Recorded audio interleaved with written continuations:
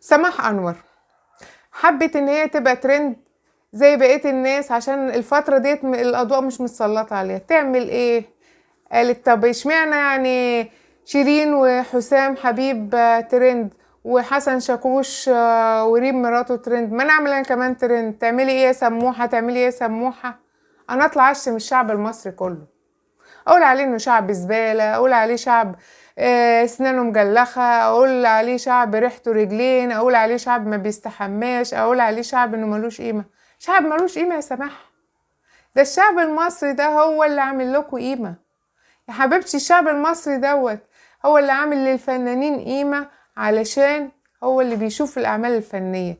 لولا كده انتوا مش هتتعرفوا ولا هيبقى في تقييم لأعمالكم الفنية. وبعدين تعالي هنا يا سماح، هو انت فاكرة نفسك وعدى نفسك من الفنانين ليه يا ماما؟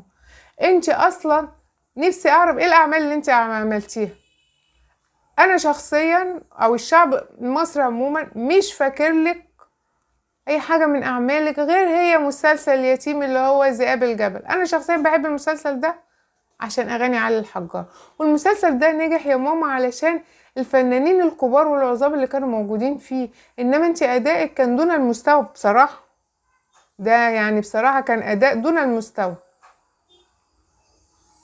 وبعدين الاخت سماح السبب اللي هي طالعة تشتم الشعب المصري او ان هي عايزة تبقى ترند ايه؟ ان هي بتقول فكرة ان البيت اللي كان ساكن فيه الفنان او الممثل لازم يتحط عليه يافطة مكتوب فيها هنا كان يسكن الفنان فلان.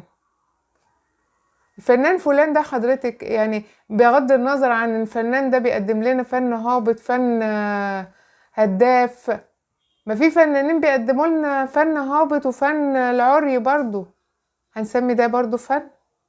ايه سماح؟ ايه سماح؟ مش دي مش طريقة خالص يا ماما. لا لا لا لا، تقعد تشتمي في الشعب المصري؟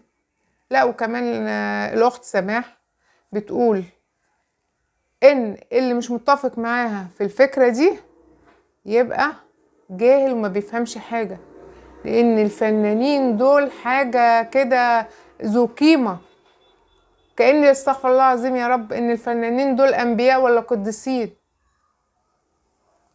لا الواحد مش عارف، كل شوية حد يطلع علينا بأفكار هوبا كده.